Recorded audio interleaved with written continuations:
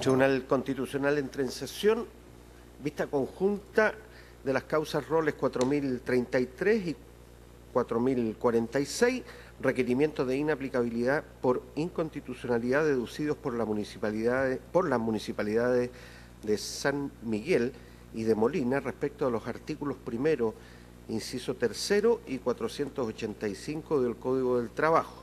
Tiene la palabra el relator, don Sebastián López. Muchas gracias, señor presidente.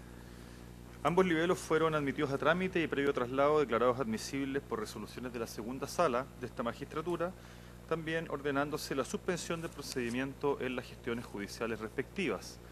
En los dos expedientes hizo parte los trabajadores demandantes instando por el rechazo del requerimiento y no fueron evacuados presentaciones por los órganos constitucionales.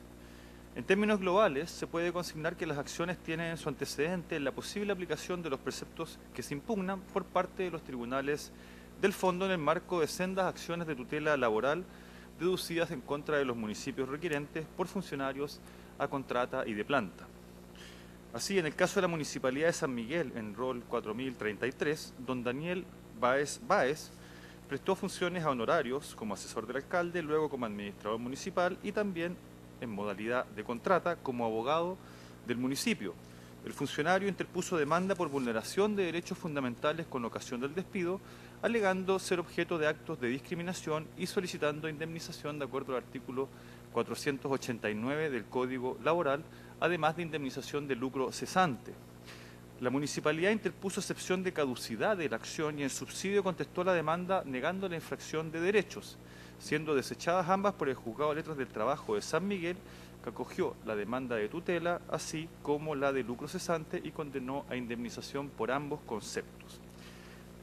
Ante ello, se dedujo por la municipalidad de recurso de nulidad laboral, el que fue acogido en los términos que se expresará por la Corte de Apelaciones de San Miguel, dictando la sentencia de reemplazo y fundada en el artículo 487 del Código, determinó la incompatibilidad de acumular la acción de tutela con la acción de lucro cesante atendida a la naturaleza jurídica de ambas. Y por ello, en definitiva, rechazó la acción de lucro cesante, pero igualmente condenó al municipio conforme al artículo 489 por estimar que hubo despido discriminatorio. En estos autos se encuentra actualmente pendiente de fallo el recurso de unificación de jurisprudencia deducido por el señor Báez ante la Corte Suprema. En el caso de la Municipalidad de Molina, en el rol 4046, doña Karen Olivares Peña, quien se desempeñaba como funcionaria de planta del Departamento de Salud del municipio, la demandó en acción de tutela de derechos fundamentales, alegando infracción de sus derechos a la integridad psíquica, a la honra y represalias, y en definitiva la afectación de su derecho a la indemnidad, solicitando igualmente indemnización de acuerdo al artículo 489. La municipalidad requerente en este caso opuso excepción de incompetencia y se encuentra actualmente la gestión pendiente ante el Juzgado de Letras de Molina. En subsidio se contestó la demanda por el municipio alegando la inexistencia de vulneración de derechos.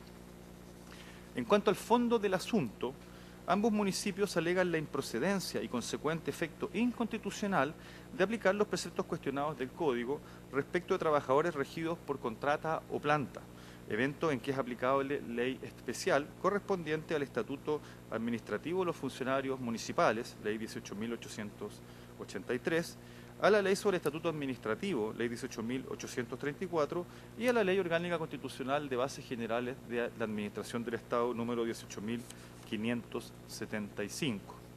Afirman así que nos encontramos frente a un vínculo de carácter funcionario, de naturaleza y con estatuto de derechos, obligaciones y responsabilidades propias y diferentes de una relación meramente laboral, y siendo por ende impertinente la aplicación de las normas del Código del Trabajo relativas a tutela y a cobro de prestaciones con motivo del despido.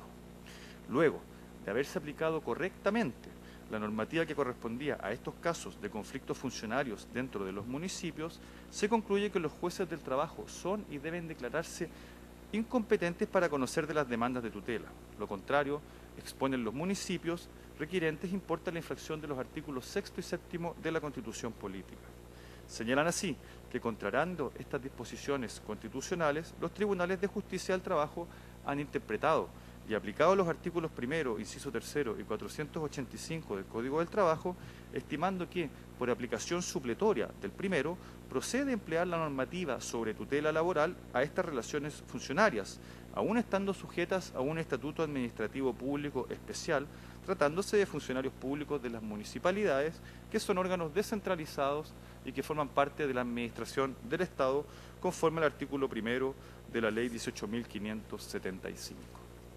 Así estiman infringidos principios basales del Estado de Derecho, como lo son la supremacía constitucional, la juridicidad y el principio de legalidad, en cuanto a los integrantes de los diversos órganos del Estado, incluyendo desde luego a los integrantes del Poder Judicial, deben actuar dentro de la órbita de sus competencias y atribuciones conferidas por ley. En la especie, los tribunales del trabajo habrían incumplido dicho mandato, arrogándose facultades fuera de sus competencias. Estos principios constitucionales se ven conculcados al aplicar el juez laboral el procedimiento tutela laboral del artículo 485 sobre la base de la aplicación supletoria del artículo 3 del inciso 1 del artículo 3 del Código. Ello lo es respecto de materias no arregladas en los estatutos de los órganos de la administración descentralizada y en cuanto no sean contrarias a ellos.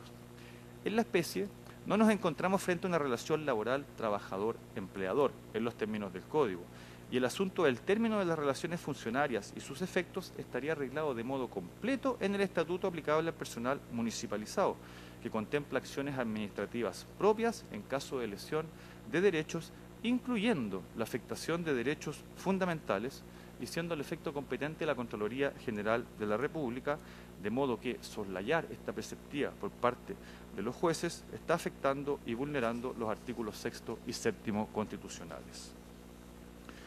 Por presentaciones de fojas 37 y 46 en autos roll 40-33 y de fojas 176 en autos roll 40-46, los trabajadores que demandaron a las municipalidades en las respectivas gestiones solicitan el rechazo de ambos requerimientos. Estiman al efecto que la discusión esgrimida por los municipios escapa del ámbito de la acción de inaplicabilidad por inconstitucionalidad, al constituir un asunto de mera interpretación y aplicación de la ley, consistente en la determinación del estatuto legal que debe ser aplicado a los funcionarios municipales en los juicios pendientes, cuestión de mera legalidad que debe ser resuelta por los jueces del fondo. Para ello, precisamente, gozan de competencia los jueces del trabajo y, en última instancia, la Corte Suprema a través del recurso de unificación.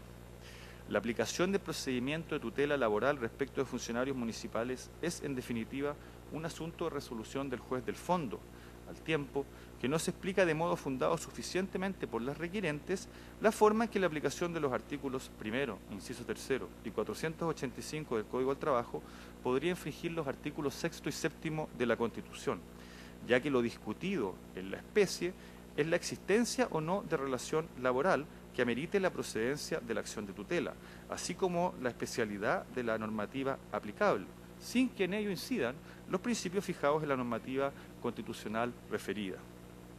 En autos roll 4033, además, se indica que la municipalidad no alegó la incompetencia del tribunal ni recurrió contra la sentencia que falló el recurso de nulidad, que igualmente confirmó la procedencia de la aplicación de las reglas de tutela en el caso concreto. Luego, y estando el asunto pendiente en sede de unificación de jurisprudencia, es inoportuno que por esta vía de inaplicabilidad la municipalidad intente enmendar el asunto. Fueron traídos los autos en relación y agregadas las causas para su vista conjunta en esta sesión de pleno y se han anunciado en forma para alegar los abogados de las 4 partes. Eso es todo, señor presidente. Muy bien. ¿Los señores abogados tienen observaciones que hacer a la relación? No, señor presidente. No siendo así, tiene la palabra entonces, en primer término, por la Municipalidad de San Miguel, don Armando Aravena Alegría, hasta por 20 minutos. Adelante. Buenos días, señoras y señores ministros. Mi nombre es Armando Aravena Alegría, abogado, director jurídico de la Municipalidad de San Miguel, y con respeto a ustedes en esta oportunidad vengo en alegar la presente causa solicitando que en virtud de la atribución que posee este tribunal conferida en el artículo 93, número 6 y el inciso 11 de la misma disposición, ambos de la Constitución Política de la República, declare inaplicables los preceptos legales contenidos en el artículo 1, inciso 3 del Código del Trabajo, así como en el artículo 485, por ser contrarios a los textos constitucionales del artículo 6 y 7 de la Constitución Política. En primer lugar, voy a desarrollar los preceptos legales para luego avanzar de qué forma considera esta defensa que son contrarios a la Constitución. La improcedencia de la aplicación supletoria del Código del Trabajo. El artículo 1, inciso 3 del Código del Trabajo señala en forma textual que los trabajadores de las entidades señaladas en el inciso precedente se sujetarán a las normas del Código en los aspectos o materias no regulados en sus respectivos estatutos, siempre que ellas no fuesen contrarias a estos últimos. Es decir, para la aplicación de la llamada supletoriedad se requiere la presencia de dos requisitos copulativos. En primer lugar, se trate de aspectos o materias no reguladas por los estatutos específicos de que se trate la materia, y segundo, que en estatutos o reglamentaciones específicas no se encuentren normas contrarias al Código del Trabajo. ¿Cuándo puede aplicarse entonces el Código del Trabajo de forma supletoria? Primero, cuando la propia normativa o el propio estatuto llama la aplicación supletoria de dicho código. Así ocurre en materia docente con el estatuto docente. Este tribunal debe saber que cuando uno recurre al Código del Trabajo en materia de aplicación del estatuto docente, es por el propio llamado que ese estatuto hace de las normas del Código del Trabajo para que completen aquella parte en que el estatuto docente no ha podido pronunciarse o no ha querido pronunciarse. En el caso que nos encontramos, el Estatuto Administrativo para Funcionarios Municipales establece una aplicación especial y excepcional del Código del Trabajo. ¿Cuál es esta aplicación especial y excepcional? Está señalada en el artículo 3 del Estatuto Administrativo para Funcionarios Municipales. En el caso de aquellos municipios, aquellas comunas que cuenten con balnearios, se aplica y se llama a la aplicación del Código del Trabajo. También para regular las relaciones del personal que sirve los servicios traspasados a los municipios. Y por último está el caso de los médicos cirujanos que integran el gabinete psicotécnico, en que se aplica la ley 15.076, ley que señala en forma expresa que en lo no previsto por ella se aplica el Código del Trabajo. Por último, la aplicación supletoria del Código del Trabajo no es posible por la propia normativa que el Código del Trabajo señala. En el artículo 420 del Código del Trabajo se señala cuál va a ser la competencia de los jueces del trabajo. En ninguna parte se señala que dicha competencia se realizará hacia los estatutos específicos, sino que la norma genérica que señala dicha normativa del artículo 420 es señalar todas aquellas materias que las leyes entreguen a juzgados de letras con competencia laboral, pero no señala una norma de clausura o de integración completa de nuestro sistema jurídico. ¿Por qué también el precepto legal del artículo 485 resultó cuestionado por esta defensa? Recordemos que el artículo 485 señala y regula la tutela laboral, que es un procedimiento especial destinado a regular aquellas cuestiones suscitadas durante la relación laboral. Mal podríamos aplicar dicho procedimiento a las causas que señaló el señor relator, puesto que la tutela laboral está prevista para la regulación, es un mecanismo preventivo durante la vigencia de la relación laboral. Acá estamos en presencia de una relación laboral ya terminada. Y además no podríamos aplicar dicho mecanismo porque sencillamente acá no tenemos una relación laboral. No se dan los supuestos del artículo 7º y 8º del Código del Trabajo. Luego, no es posible aplicar este mecanismo de la tutela laboral puesto que primero no tenemos la relación laboral y segundo, de procederse o de si esto se estimase una relación laboral, la misma ya se encuentra terminada, puesto que lo que están alegando el trabajador es precisamente por la terminación de su contrata. ¿Por qué estos preceptos que yo he señalado se estiman inconstitucionales o contrarios a la Constitución? Se estima contrario al artículo 6 que establece el principio de legalidad, en el sentido de que los órganos deben someter su acción a la Constitución y a las normas dictadas conforme a ella. Los preceptos de esta Constitución obligan tanto a los titulares o integrantes de dichos órganos.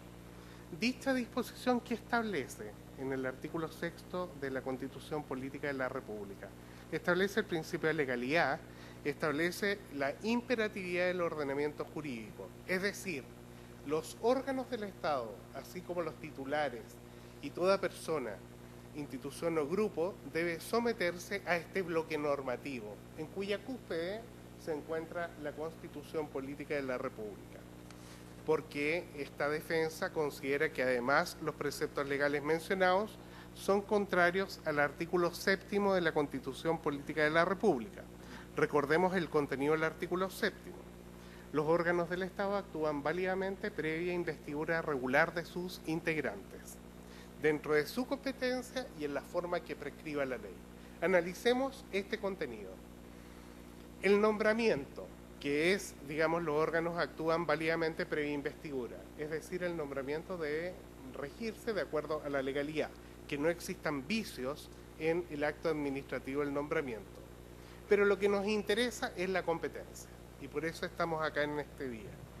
La competencia de dicha autoridad viene por la vertiente atributiva de potestades administrativas del principio de legalidad. La falta de competencia constituye una causal de nulidad de la actuación. De aplicarse el inciso 3 del artículo 1 del Código del Trabajo, se está confiriendo una competencia al juzgador laboral que el legislador no ha previsto. Es una competencia que el legislador no estableció, porque precisamente los funcionarios municipales tienen un estatuto propio, ¿ya? Y no requieren uno adicional. El estatuto propio que beneficia a los funcionarios municipales establece su inamovilidad y es la ley 18.883.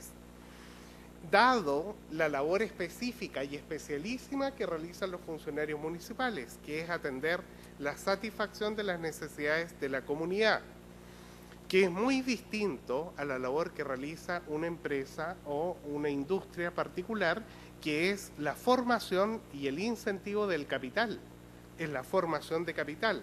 Para la formación de capital existe esta legislación especialísima, que es el Código del Trabajo, que busca proteger precisamente esta asimetría de relaciones que existe entre, por un lado, las fuerzas de producción o los medios de producción, que son, digamos, propiedad del empleador o quien da el trabajo, y por otro lado, la fuerza humana de trabajo que posee el trabajador, que es su único mecanismo para negociar una relación laboral. Ahí viene a aplicar la relación laboral, que es distinto a los objetivos que se buscan en el servicio público, que es la satisfacción de necesidades comunes, como ya lo dije. Luego, no están llamados los jueces del trabajo a inventar leyes o a extender los efectos de estas leyes, sino que se encuentran llamados a aplicar el Código del Trabajo para las relaciones laborales. El tercer elemento que me interesa destacar del artículo 7 de la Constitución es que la actuación debe realizarse en la forma que prescribe la ley. ¿Con qué me refiero a la forma? ¿O con qué se refiere la doctrina? Porque esto no lo inventé precisamente yo, este abogado. Se refiere al procedimiento administrativo. El procedimiento administrativo debe ser adecuado a la ley conforme al fondo y la forma en que se aplique. Luego, cuando nos encontramos con un artículo 485 del Código del Trabajo, que establece una tutela laboral, dicho procedimiento no es el adecuado, no es el que prescribe la ley. ¿Por qué? Y tengo una razón de texto legal para ello, porque sencillamente convertiríamos al juzgador laboral o al juez del trabajo en un legislador negativo. Él estaría creando legislación ahí donde no la hay. Luego, en esta categoría se produciría una suplantación del legislador. Y sabemos, por separación de poderes del Estado, que las labores legislativas son diferentes a las labores judiciales. Hay una labor de texto que yo aproximaba, que es el boletín 9476-13. Este boletín se encuentra ingresado en el Senado, es un proyecto de ley y se ingresó con fecha 5 de agosto del 2014. Se encuentra en primer trámite constitucional. ¿Y cuál es el título de este proyecto de ley? Hacer aplicable a los funcionarios públicos y municipales el procedimiento de tutela laboral contemplado en el Código del Trabajo para la protección de garantías fundamentales.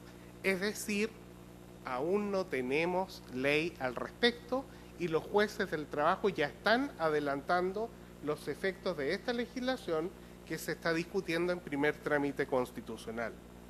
Luego, no resulta sostenible que los jueces del trabajo integren la legislación administrativa con la aplicación del Código del Trabajo, inventando una especie de tutela laboral que aún no existe, puesto que esto se encuentra en el Congreso Nacional. Que dicho sea de paso, Congreso Nacional es el espacio que democráticamente nos hemos dado para la discusión y la formación de las leyes. Luego, aceptar que los jueces del trabajo se conviertan en legisladores al integrar por un lado la legislación administrativa con normativa laboral o extendiendo los efectos de un instituto propio del ámbito laboral, implicaría desconocer las bases de nuestro Estado de Derecho, quebrantándolo y persiguiendo fines que no ha querido ni ha pretendido el legislador, ni mucho menos el constituyente. Aceptar una tutela laboral en el ámbito municipal para un servidor de esta índole o de esta especie implicaría, por un lado, la satisfacción de una necesidad personal del demandante y un deseo personal del juez, los cuales no son los pilares fundamentales de nuestra institucionalidad. Por último, quiero avanzar en mi alegato, una vez que ya señalé los preceptos legales, luego analicé los preceptos constitucionales que se ven vulnerados y en qué medida, de qué forma la aceptación o acoger estos preceptos legales resulta decisivo en la resolución del asunto que nos encontramos debatiendo en tribunales, cuya tramitación se fue suspendida por orden de este tribunal. Recordemos y hagamos un poco de contexto que el relator realizó muy bien. Desde abril del 2015 hasta el 31 del 2015, el señor Daniel Báez estuvo contratado a honorarios.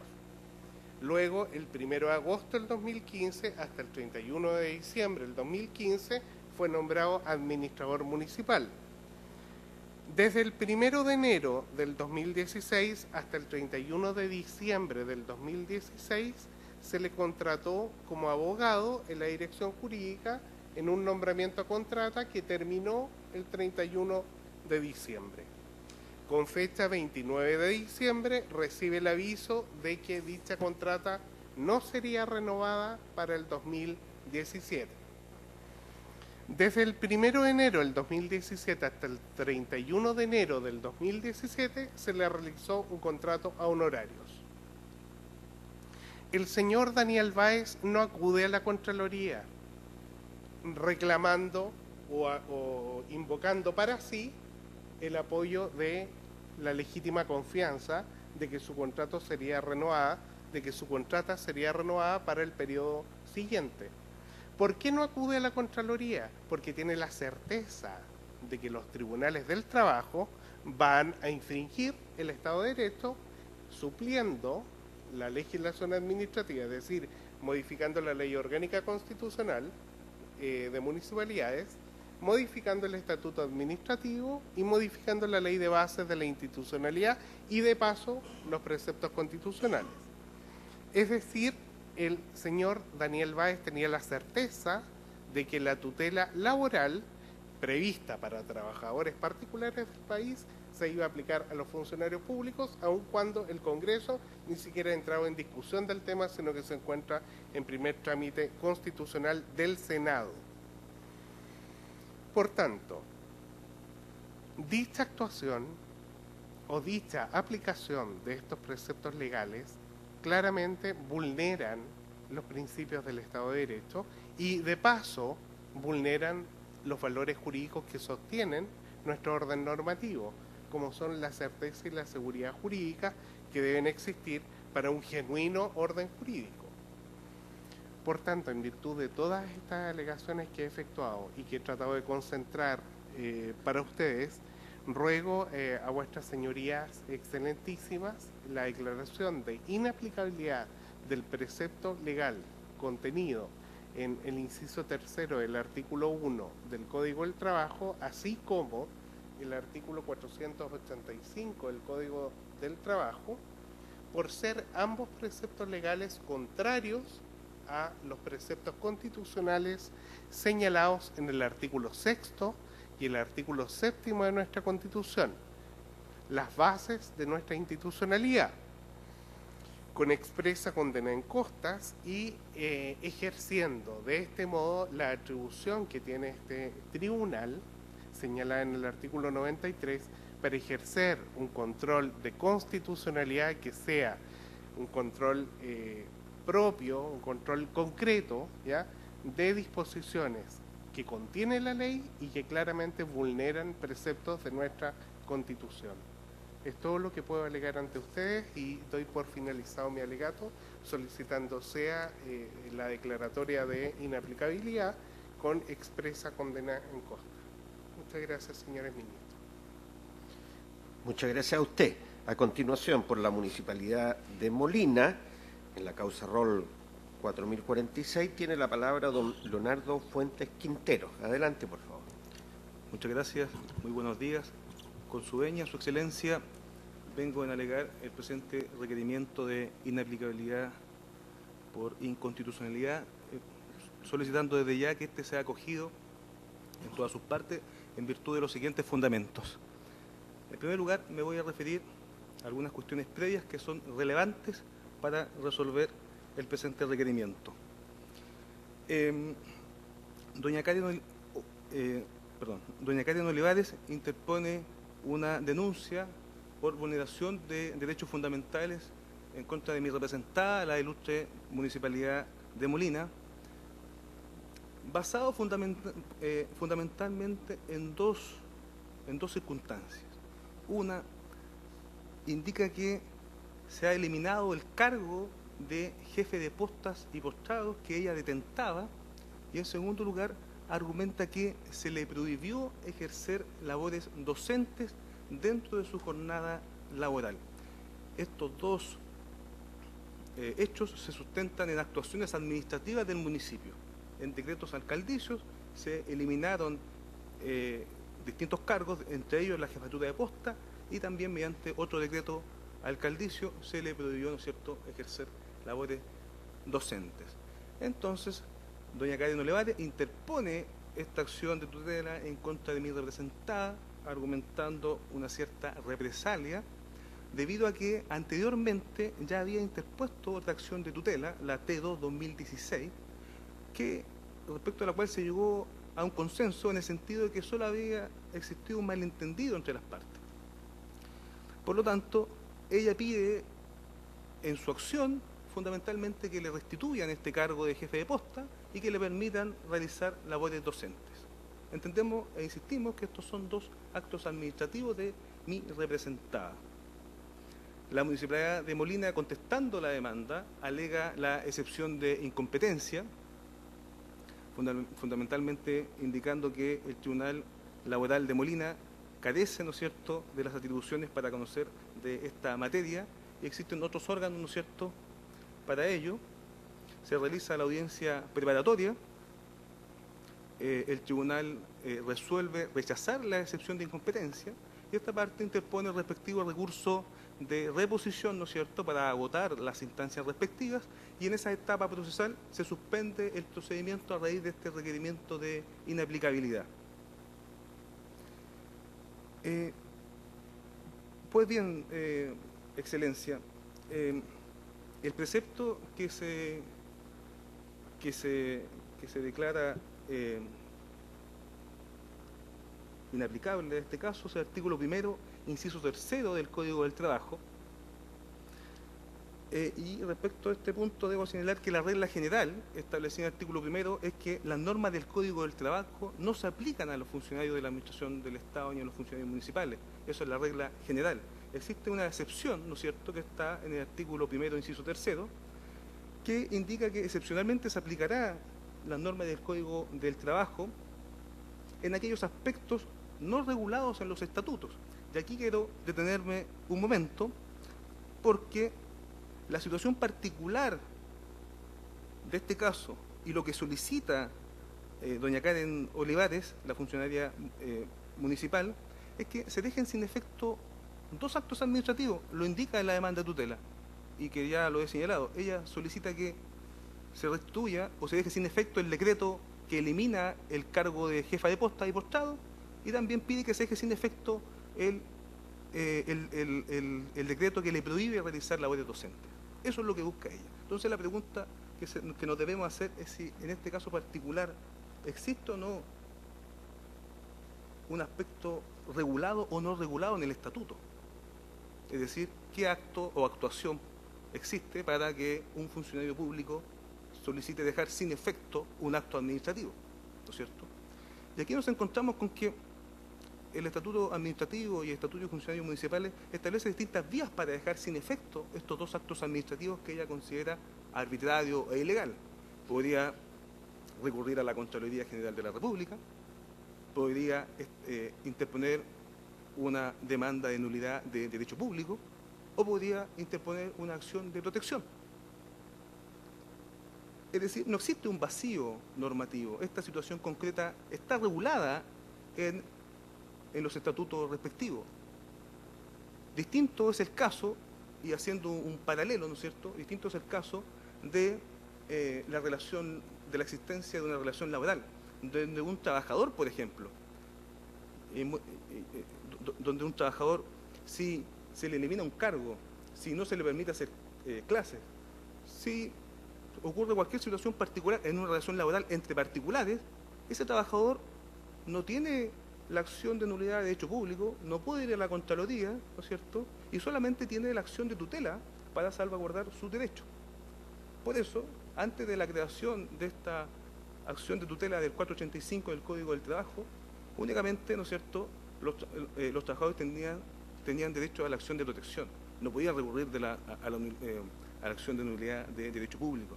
Por lo tanto, si uno analiza la norma, ¿no es cierto?, se da cuenta con que no todo aspecto, ¿no es cierto?, o no toda no todo aspecto debería ser tratado vía tutela. Existen otros mecanismos. Cuando existen estos otros mecanismos, bueno, la acción de tutela no es procedente.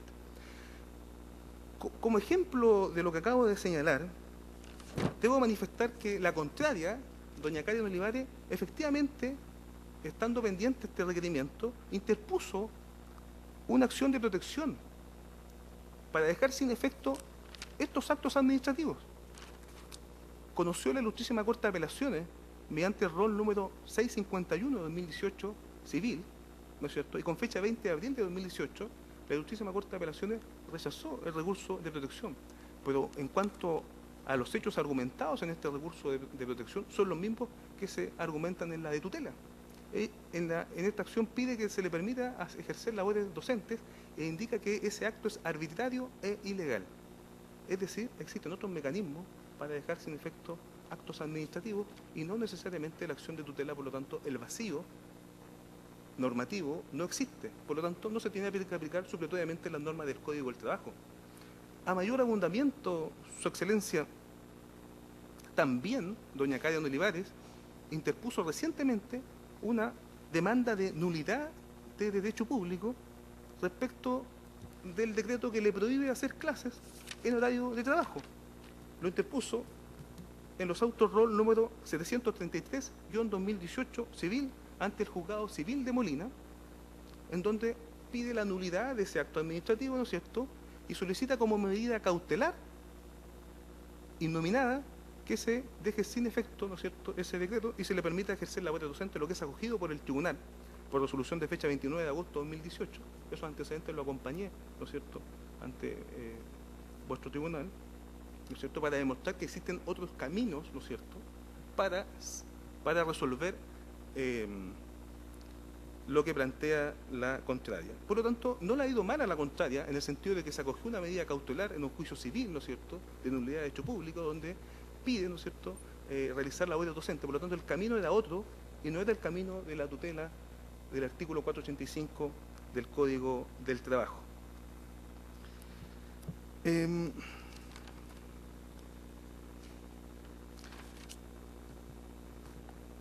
Así las cosas, si se permite que cualquier acto administrativo respecto del cual un funcionario público no está de acuerdo, por cualquier motivo, ¿no es cierto?, si se permite que cualquier funcionario público respecto de, interponga acciones de tutela contra actos administrativos, ¿qué sentido tendría la existencia de la Contraloría General de la República? ¿Por qué? Porque existe una especie de textura abierta en el artículo 485 del Código del Trabajo, en el sentido de que basta con que un funcionario público considere afectado su integridad psíquica, ¿no es cierto?, respecto de un determinado acto administrativo que lo perjudique o que lo vulnere, y basta esa sola circunstancia para recurrir de tutela. Cualquier funcionario público, si interpretamos abiertamente el artículo 1º, inciso 3º, en relación con el artículo 485, podría recurrir de tutela. Cualquiera, no existiría ninguna limitación. Es decir, quien estaría fiscalizando los actos de la administración del Estado serían los tribunales de justicia y no la Contraloría General de la República. Insisto, y esto es tremendamente importante, si se dicta X acto administrativo y este funcionario considera que no está de acuerdo, puede decir al Tribunal de Justicia que eso le infringe, ¿no es cierto?, su integridad psíquica, y por la vía de tutela deja sin efecto un acto administrativo. Eso es inaceptable. La tutela no está creada para dejar sin efecto actos administrativos. Existe otro camino legal para ello. Y aquí no estamos. ¿Y por qué quiero hacer esta distinción de acto administrativo? No, porque es posible que existan otros casos de vulneración de garantías fundamentales como acoso laboral, donde determinadas situaciones de hecho, ¿no es cierto?, de hecho, impidan, ¿no es cierto?, son situaciones prácticas, son situaciones que guardan relación no con actuaciones administrativas, sino con hechos puntuales, que ahí se justificaría la acción de tutela. Pero cuando lo que se intenta en este caso concreto es dejar sin efecto actos administrativos, en este caso concreto y particular es inaplicable la acción de tutela. Por lo tanto, se debe realizar una interpretación restrictiva del artículo 1º, inciso 3º del Código del Trabajo y hacer un análisis pormenorizado de si este aspecto en particular está o no regulado o tiene o no solución normativa. Y este caso en particular tiene una solución normativa vía derecho administrativo y no vía tutela.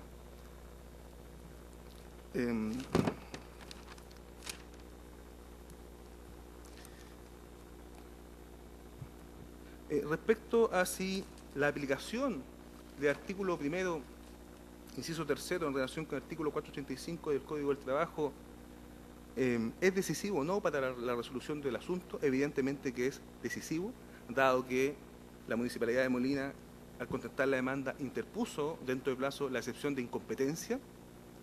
Cuando el tribunal rechazó la excepción de incompetencia, se agotó el recurso y se interpuso el recurso de reposición, que fue rechazado. Por lo tanto, aún quedan las vías de recurso de nulidad, y dentro de las causales de recurso de nulidad está expresamente la causal de incompetencia. Por lo tanto, si Su Excelencia decide declarar inaplicable las normas del artículo 485 del Código del Trabajo, eso será decisivo para la resolución del asunto, dado que si eso ocurre, el tribunal se debe necesariamente declarar incompetente. Por lo tanto, de ello no cabe duda, y tampoco cabe duda de que estas normas, como lo he explicado, vulneran el artículo 6º y 7º de la Constitución Política de la República. Por lo tanto, Su Excelencia, no cabe más que acoger el presente requerimiento en todas sus partes, con expresa condena en costas. Muy bien. Enseguida, por el requirente en la causa rol 4033 tiene la palabra don Mauricio Salinas Quiñones, hasta por 15 minutos. Adelante. Muchas gracias, señoría. Justo venía doy inicio a mi alegato en relación con la causa ya referida, en representación del trabajador don Daniel Báez. Como primer elemento, a mí me gustaría precisar un concepto, desde dónde proviene esta solicitud de la parte requirente, dentro del contexto de un recurso de unificación de jurisprudencia que tiene un objeto preciso: establecer si es compatible o incompatible la acción de tutela con la acción civil para indemnización por lucro cesante. Ese es el objeto pedido específicamente, que se unifique como jurisprudencia, entregándose, ¿no es cierto?, a las debidas jurisprudencias de contraste para efectos de realizar esa petición, y ese recurso es incoado por esta parte, no es incoado por la Municipalidad de San Miguel. Ahora, en ese contexto base, la Municipalidad interpone el presente recurso de inaplicabilidad por inconstitucionalidad, buscando, como lo reiteró varias veces el colega aquí presente, un concepto: incompetencia. ¿Pero cuál incompetencia? ¿La incompetencia o la incompatibilidad que ya hicimos alusión? No. Una incompetencia basada en que las normas de la acción de tutela, ¿no es cierto?, no serían compatibles o no serían competentes los juzgados de letras del trabajo. Ahora, en ese punto, que es el eje central de las alegaciones de la Municipalidad, primer elemento a considerar: la Municipalidad nunca presenta una excepción de incompetencia ante el Tribunal de Letras del Trabajo.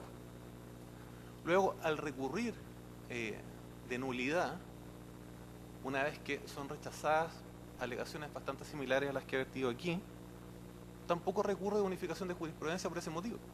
Tampoco busca unificar criterios de competencia o incompetencia en relación con el estatuto administrativo y las normas del Código del Trabajo. Por tanto, ¿qué relación existe entre la causa que se está ventilando y pendiente por resolver en la Corte Suprema y el probable resultado que pudiera tener la resolución del presente recurso? De hecho, esta parte, en la parte final que realiza su alegato mi colega, señala expresamente que va a hacer una exposición respecto a cuál es el objeto del recurso. La verdad que yo estaba bastante expectante para saber realmente hacia dónde apuntaba o cuál podía ser realmente la incidencia, y no se dice nada al respecto. Lo único que menciona, después de hacer referencia al objeto del recurso, es que en realidad mi representado habría tenido algún tipo de certeza de que el Tribunal del Trabajo, antes de interponer la acción de tutela, infringiría el ordenamiento jurídico nacional, aceptando e infringiendo el estatuto administrativo, lo cual sinceramente no guarda ninguna relación y es una aseveración totalmente insostenible. Es imposible que mi representado, salvo que haya estado coludido con el tribunal, haya tenido alguna certeza en ese sentido. Por tanto, es una aseveración, como he señalado, insostenible e inadmisible para sustentar el presente recurso incoado por ello. Ahora, la Corte Suprema, a propósito de hacer precedente o de establecer una jurisprudencia destinada a permitir la aplicación de la acción de tutela laboral ante los tribunales del trabajo, se ha basado en entender que los funcionarios públicos o los trabajadores, ¿no es cierto?, que prestan sus servicios en las instituciones del Estado, efectivamente también cuentan con el derecho de tener vías para tutelar sus garantías constitucionales. Y ni el Estatuto de Funcionarios Municipales, o el Estatuto de Municipalidades, ni la Ley de Base contemplan un procedimiento expreso para efectos de resolver esas cuestiones. Y tal como lo ha señalado también mi colega de la Municipalidad de Molina, efectivamente lo que sucedía antes es que los trabajadores recurrían de protección, ¿no es cierto? Pero al entrar, ¿no es cierto?, a regir este procedimiento tutelar, la Corte Suprema entiende que efectivamente esta instancia de carácter jurisdiccional es la adecuada para efectos de poder llevar adelante esa acción tutelar, y no el tener que recurrir a la Contraloría, que por esencia tiene objetos de carácter diverso, busca objetivos distintos, no tiene por esencia, ¿no es cierto?, buscar esta solución de carácter tutelar en pro de los trabajadores. Y en ese sentido, se ha entendido que efectivamente por aplicación del artículo 1º, inciso 3º del Código del Trabajo es posible aplicar las normas de la acción de tutela en sede laboral. Ahora, nuevamente reiterando la primera parte de mi exposición, también es importante observar la posición de los sujetos dentro de este proceso. Y la parte requirente guarda una posición en el proceso como parte requerida en el proceso de unificación de jurisprudencia. Y por tanto, lo que va a buscar es que no se unifique la jurisprudencia que se ha presentado. Entonces, en ese sentido, también cabe observar que cuando se presenta esta acción de inaplicabilidad, no se hace ninguna relación tampoco con el objeto de ese recurso, que no se basa, por esencia, solamente en el fallo que esta parte que afecta en el juicio en cuestión, sino que también busca el contraste con otra jurisprudencia de la Corte Suprema.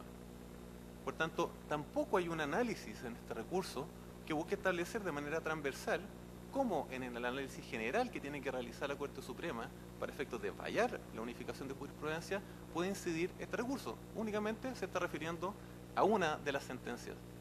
Pero la base de la unificación de jurisprudencia es el contraste de varias sentencias.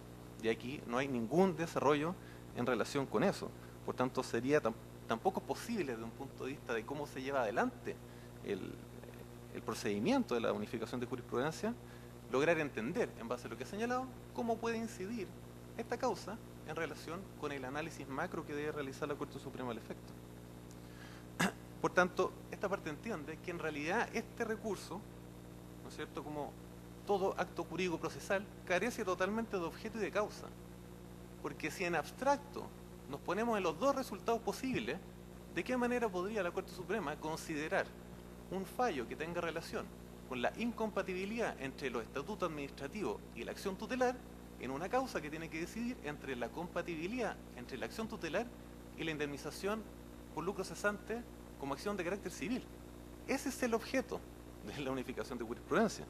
No hay ningún cruce, no hay ningún cuestionamiento en relación con la normativa a la que alude la parte requiriente.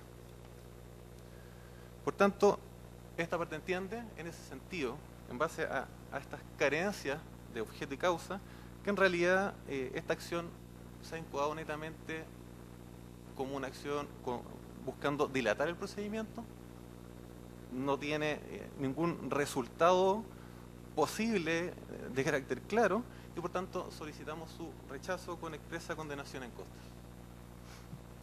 Muy bien. Si le dan lugar a don Rolando Rogel.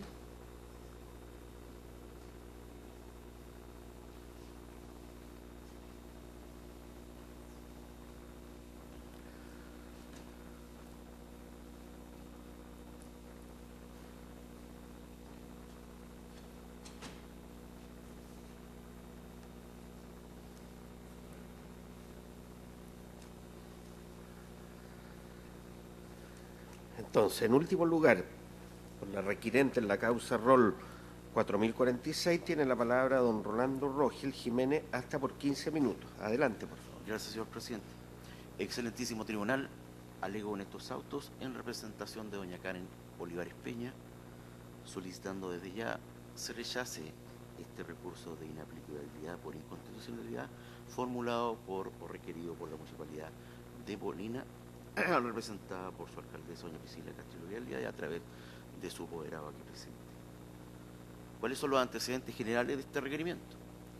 El 10 de noviembre de 2017 se interpone un requerimiento de inaplicabilidad por inconstitucionalidad fundado en el artículo 93, número 6, en relación con la ley 19.997 orgánica constitucional del Tribunal Constitucional, señoría, solicitando no se dé aplicación al artículo 1º, inciso 3º, en relación con el artículo 485, ambos del Código del Trabajo, por ser contrario en su contenido a las disposiciones también contenidas en el artículo 5º, inciso 2º, en relación con el artículo 6 y 7 de la Constitución Política de nuestro Estado.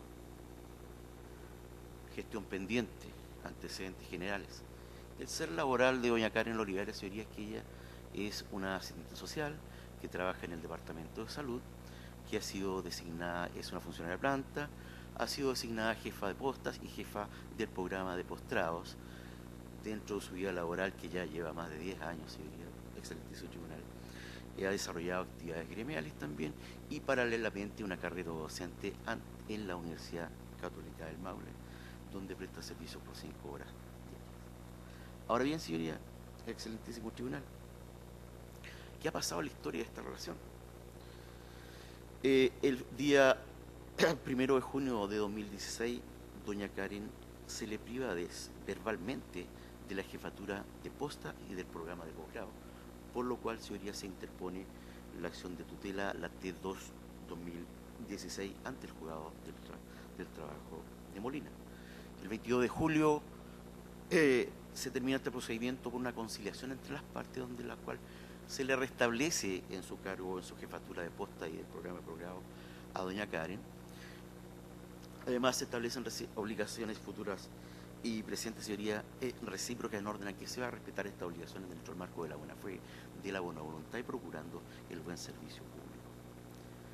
Después de eso, señoría, continuaron los actos o omisiones que constituyen o vulneran el principio de indemnidad laboral, señoría, y que da origen a un nuevo procedimiento, que es el T6-2017, que se incoa el día 20 de marzo de 2017, señoría, por el cual, como acto vulneratorio, señoría, es que se le priva a mi representada, señoría, de seguir ejerciendo la labor de jefa de postas y se le priva de ejercer su labor docente en la Universidad Católica del Maule.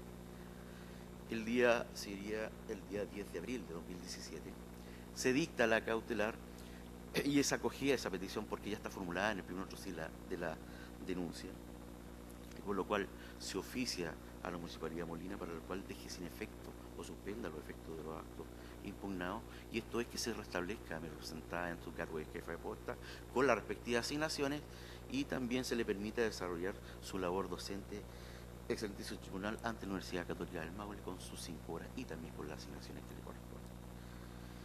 El 28 de abril de ese año, señoría, recién la requerente emite su informe en el cual le manifiesta al tribunal que va a dar cumplimiento a la cautelar el 28, pero el 24 de abril interpone un requerimiento de inaplicabilidad por inconstitucionalidad, señoría, el 3460-2017, el que es absolutamente rechazado por su señoría, excelentísima señoría, con costas, no compareciendo a alegar la requerente. En consecuencia, señoría, este segundo requerimiento de 10 de noviembre de 2017 prácticamente se funda en un abuso de derecho y una falta de buena fe. Pues bien, quisiera hablar de los requisitos de admisibilidad de este recurso, señoría.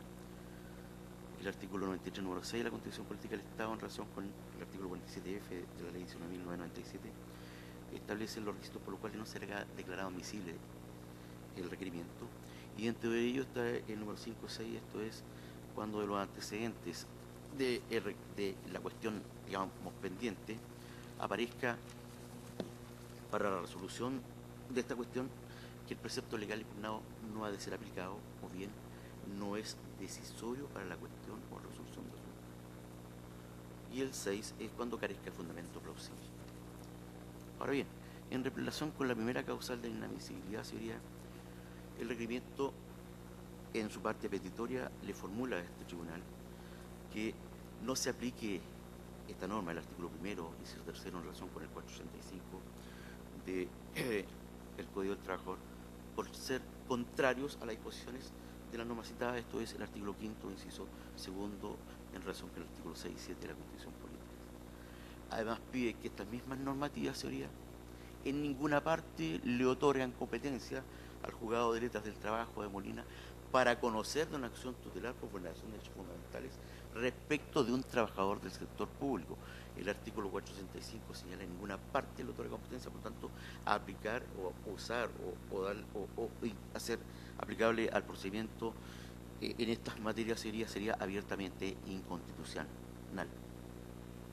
Es decir, tal como lo presenta, queda claro que este 465 solo tendría una aplicación sistemática dentro del libro 5 del Código del Trabajo, pero también es claro que no es decisoria litis, ¿Qué es lo que le interesa definitivamente a este excelentísimo tribunal? Y así lo resuelto en la causa Roles 688 y 809, que de los antecedentes de esta cuestión pendiente aparezca claramente que para la decisión del asunto controvertido el tribunal va a ocupar la norma, cuestión que no ocurre. De allí, señoría, es que este nuevo requerimiento, a juicio de esta parte requerida, constituye, señoría, un abuso de derecho, vulnera un principio de buena fe y busca simplemente impugnar una cautelar que ya fue decretada y que está firme, señoría, porque no fue contestado, no fue apelado. Se decretó en rebeldía de la parte requiriente en este procedimiento. Así lo dice Enrique Barros también, señoría, que son inimaginables las hipótesis que en el ejercicio concreto de ese derecho a atender las particulares circunstancias resulta de tal modo contrario a exigencia mínima de sociabilidad y de buena fe en las relaciones recíprocas.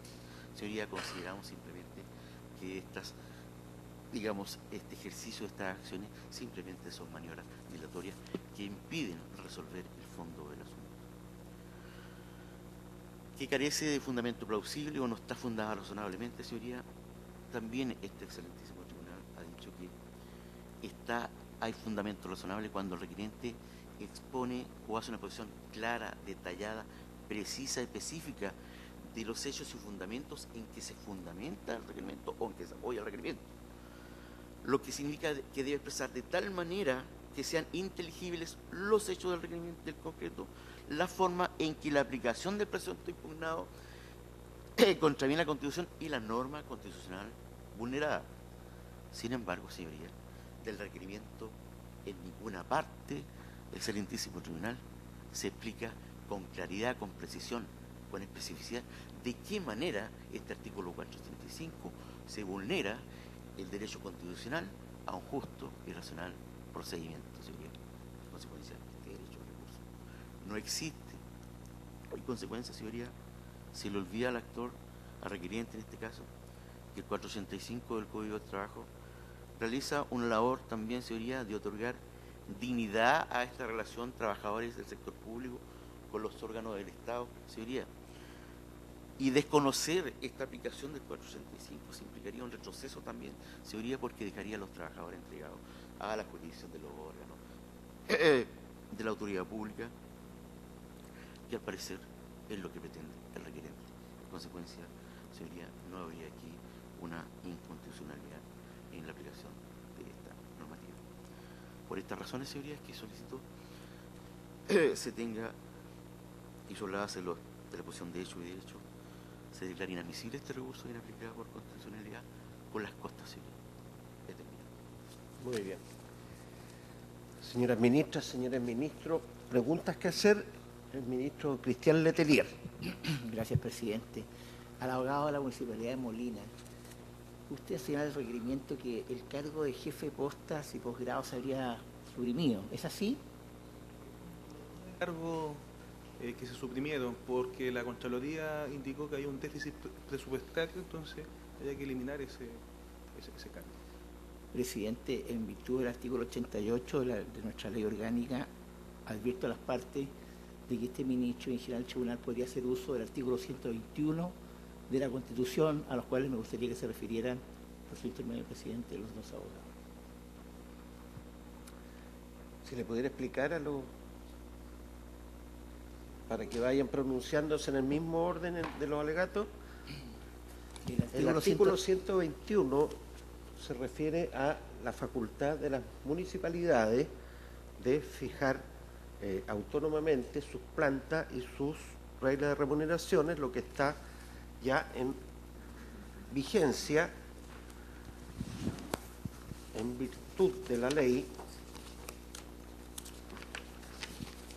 Si la tiene el señor ministro. No la tengo, presidente. Ya tienen la facultad las 40. municipalidades. 18. Decreto de conforme a la ley número 1 del Ministerio del Interior, publicado en el Diario Oficial el 26 de julio de 2006. Eso es. ¿Se entiende la pregunta? Sí. Ya, adelante, por favor. Presidente, solo... ¿Cuál es Ya. la pregunta? Disculpe. Usted nos ha señalado en su escrito y ahora lo ha confirmado de que la ilustre municipalidad que usted representa en Estrados ha suprimido el cargo de jefe del área de salud y de posgrado. Pues, postrados. Claro, está bien. Pero el artículo, y yo le quiero decir que podemos hacer uso de la facultad del artículo 121, que ustedes no lo mencionan, de la constitucional, en la cual, como dice el señor presidente, se establece el decreto casual número 1 de Interior, que faculta al alcalde para suprimir empleos y fijar remuneraciones.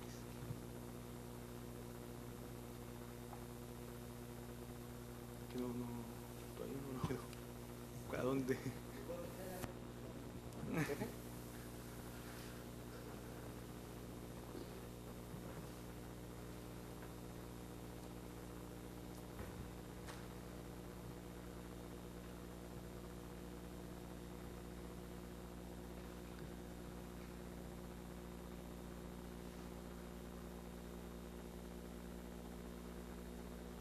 Sí, eso se hizo efectivamente. O sea, hubo un decreto del señor alcalde que, en virtud de las disposiciones que le da la ley, suprimió el cargo. Es que hubo una reorganización interna, señor ministro, que se acompañaron los antecedentes respectivos. Lo que yo entiendo es que hubo una reorganización y muchos cargos la función de jefe de posta la realiza otra persona, se fusionaron los cargos. Eso también ocurrió para disminuir el costo. Varios cargos, no tengo la nómina, son 9 cargos. Hubo una reorganización interna del Departamento de Salud, dentro de los cuales está, ¿no es cierto?, este cargo, pero hubo varios cargos que algunos se eliminaron, se crearon otros cargos, ¿no es cierto?, y se fusionaron algunos. O sea, el cargo jefe de posta de postrado no existe. Exactamente. Sí. No habiendo más preguntas, entonces, concluida la audiencia. Gracias.